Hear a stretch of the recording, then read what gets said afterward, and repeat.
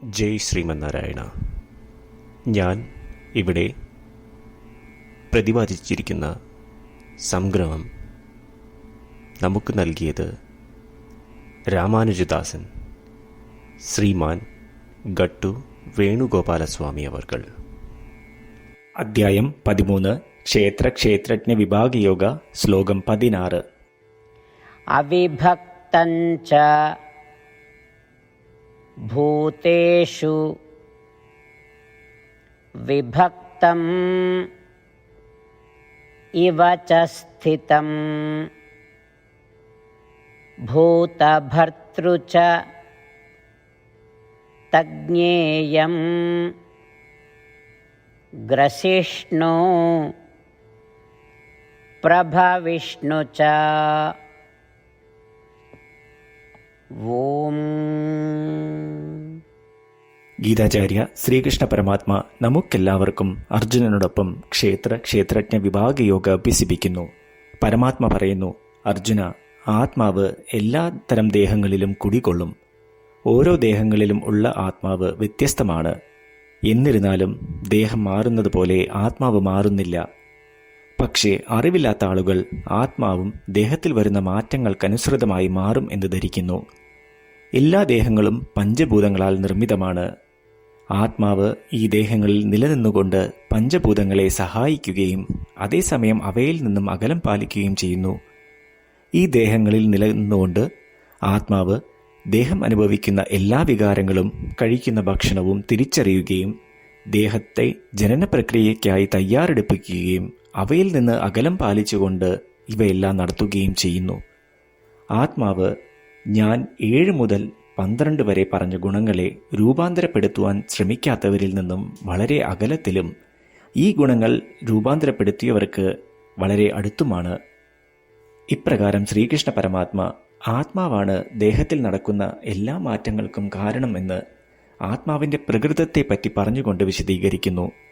ശ്രീകൃഷ്ണ പരമാത്മാവിൻ്റെ അധ്യാപനത്തിൽ ധ്യാനിച്ചുകൊണ്ട് ശ്രീകൃഷ്ണ പരമാത്മ 7 മുതൽ 12 വരെ നിർദ്ദേശിച്ച ഗുണങ്ങളെ രൂപാന്തരപ്പെടുത്തുവാൻ ശ്രമിച്ച് ആത്മാവിനെക്കുറിച്ചുള്ള യഥാർത്ഥ അറിവ് നമുക്ക് സമ്പാദിക്കുവാൻ ശ്രമിക്കാം.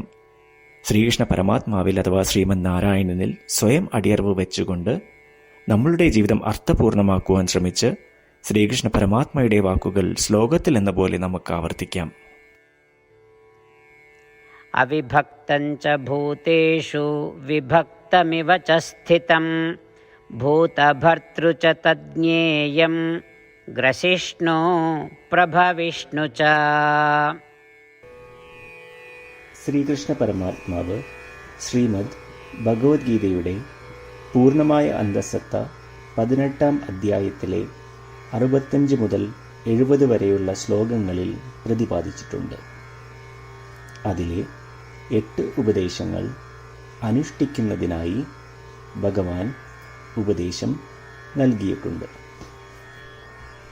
ശ്രീകൃഷ്ണ ഭഗവാൻ പറയുന്നു, ഈ 8 ഉപദേശങ്ങൾ അനുസരിക്കുന്നവരെ ഞാൻ സ്നേഹിക്കും. ഈ ഭക്തന്മാരെ ഞാൻ എല്ലാവിധത്തിലും സംരക്ഷിക്കും. ശ്രീകൃഷ്ണ പരമാത്മാവിൻ്റെ ഗീതോപദേശം ശ്രവിച്ച ശേഷം അർജുനൻ കരിഷ്യേ വചനം തവ, അതായത് കൃഷ്ണ, അങ്ങയുടെ ഉപദേശം പ്രകാരം ഞാൻ പ്രവർത്തിച്ചു കൊള്ളാം എന്ന് പറയുന്നു. അതുകൊണ്ട് ശ്രീകൃഷ്ണൻ അർജുനന് എല്ലാവിധ വിജയങ്ങളും ഫലപ്രാപ്തികളും നൽകി അനുഗ്രഹിച്ചു. ഈ 8 ഉപദേശങ്ങൾ നമ്മൾ പാലിച്ചു കൊള്ളാം എന്ന് പരമാത്മാവിനോട് നമുക്കും പ്രതിജ്ഞ ചെയ്യാം. ഒരു പൂജയും തപസ്സും യാഗവും പരമാത്മാവിന് കൊടുക്കുന്ന ഈ പ്രതിജ്ഞയേക്കാൾ വലുതല്ല. നമ്മൾ നടപ്പിലാക്കേണ്ട 8 പ്രതിജ്ഞകൾ ഞാൻ പറയാം. ഇവ നിങ്ങളുടെ മനസ്സിലും ഹൃദയത്തിലും എപ്പോഴും ഓർക്കണം. ഇപ്രകാരം ചെയ്യാം എന്ന് നമ്മൾ ശ്രീകൃഷ്ണ ഭഗവാന് വാക്ക് കൊടുക്കുമ്പോൾ ഭഗവാന്റെ മുഖം സന്തോഷത്താൽ പ്രകാശിക്കുന്നത് നമുക്ക് ദൃശ്യവൽക്കരിക്കാം. ജയ് ശ്രീമന്നാരായണ. ഇവയാണ് നമ്മളുടെ 8 പ്രതിജ്ഞകൾ. ഓ ശ്രീമന്നാരായണ, അവിടുന്ന് ഉപദേശിച്ച പ്രകാരം ഞാൻ എപ്പോഴും അങ്ങയെ ഓർക്കുകയും ധ്യാനിക്കുകയും ചെയ്യും. ഓ ശ്രീമന്നാരായണ, അവിടുന്ന് നിർദ്ദേശിച്ച പോലെ ഞാൻ എന്നും അങ്ങയുടെ വിശ്വസ്തനായ അനുയായി ആയിരിക്കും. ഓ ശ്രീമന്നാരായണ, അങ്ങയുടെ സേവനത്തിനും സംതൃപ്തിക്കും വേണ്ടി ഞാൻ എൻ്റെ എല്ലാ പ്രവൃത്തികളും ചെയ്തു കൊള്ളാം.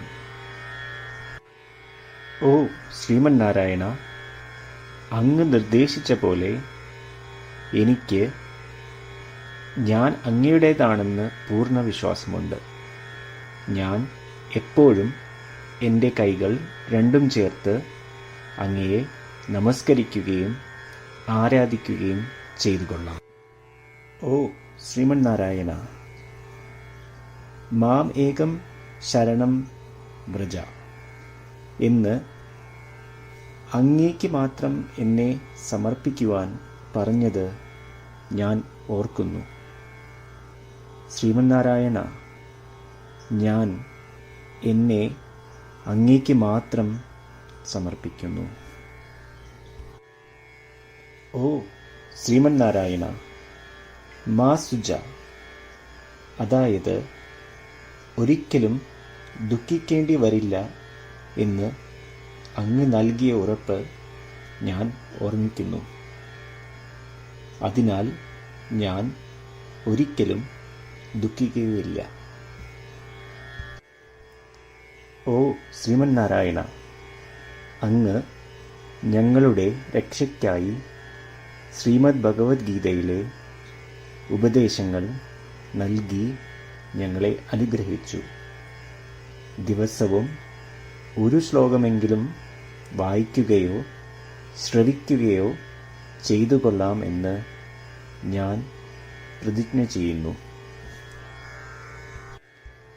ഓ ശ്രീമന്നാരായണ, അങ്ങ് ഭഗവത്ഗീത എല്ലാ മാനവരാശിക്കും വേണ്ടി ഉപദേശിച്ചതാണ്. ഗീതയിലെ അങ്ങയുടെ ദൈവികമായ ഉപദേശങ്ങൾ ഞാൻ ഗീതയെക്കുറിച്ച് അറിയാത്ത ഭക്തന്മാർക്ക് എത്തിക്കുവാൻ ശ്രമിച്ചുകൊള്ളാം. ഓ ശ്രീമന്നാരായണ, ഞാൻ അങ്ങ് പറയുന്നത് പോലെ ചെയ്യുകയും അവിടുന്ന് ആഗ്രഹിക്കുന്നത് പോലെ പെരുമാറുകയും ചെയ്തു കൊള്ളാം. ഞാൻ അങ്ങേക്ക് വേണ്ടി മാത്രം പ്രവർത്തിക്കും. ശ്രീമന്നാരായണനോട് ഓരോ ദിവസവും നൽകുന്ന ഈ വാക്ക് അദ്ദേഹം പറയുന്നത് പോലെ ഒരു വലിയ പൂജ തന്നെയാണ്. അചഞ്ചലമായ ഭക്തിയോടും വിശ്വാസത്തോടും കൂടി നമ്മുടെ പ്രതിജ്ഞ അദ്ദേഹത്തിന് സമർപ്പിക്കാം. ശ്രീമന്നാരായണ, കരിഷ്യേ വചനം തവ. ശ്രീമന്നാരായണ, ഞാൻ അങ്ങയുടെ ഉപദേശപ്രകാരം പ്രവർത്തിച്ചു കൊള്ളാം. അവിഭക്തഞ്ച ഭൂതേഷു വിഭക്തം ഇവ ച സ്ഥിതം ഭൂതഭർതൃ ച തജ്ഞേയം ഗ്രസിഷ്ണു പ്രഭവിഷ്ണു ച. ഓം അവിഭക്തം ച ഭൂതേഷു വിഭക്തമിവ ച സ്ഥിതം ഭൂതഭർതൃ ച തജ്ഞേയം ग्रसिष्णु प्रभविष्णु च. ശ്രീമന്നാരായണ, എല്ലാ ഭക്തരോടും ഒരു പ്രത്യേക അഭ്യർത്ഥന. നമ്മളുടെ ജീവിതത്തിൽ നമുക്ക് എല്ലാ കാര്യങ്ങൾക്കും ഉടനടി ഫലപ്രദമായ പരിണിതഫലം വേണം. ഇത് നേടുന്നതിനായി നമുക്ക് ഒരു നിമിഷം ദിനവും നാരായണാസ്ത്രം പാരായണം ചെയ്യാം. നാരായണാസ്ത്രം ലഭിക്കുന്നതിനായി നാരായണാസ്ത്രം വെബ്സൈറ്റ് www.narayanaastram.org എന്ന സൈറ്റിൽ നിങ്ങളുടെ പേരും ഇമെയിൽ മേൽവിലാസവും രജിസ്റ്റർ ചെയ്യുക. ഇപ്രകാരം ചെയ്യുന്നവർക്ക് ഒരു നാരായണാസ്ത്രം PDF ഇമെയിലിൽ അയച്ചു തരുന്നതാണ്. ഈ PDF-ൽ ഒരു രാമായണ ശ്ലോകം, ഒരു ഗീതാശ്ലോകം, ഒരു വിഷ്ണുനാമം എന്നിങ്ങനെ അടങ്ങിയിരിക്കുന്നു. ഇവ മൂന്നും ചേർന്ന് നാരായണാസ്ത്രം എന്ന പേരിൽ അറിയപ്പെടുന്നു. ഏവർക്കും വിവിധ ശ്ലോകങ്ങളാവും അയച്ചു തരിക.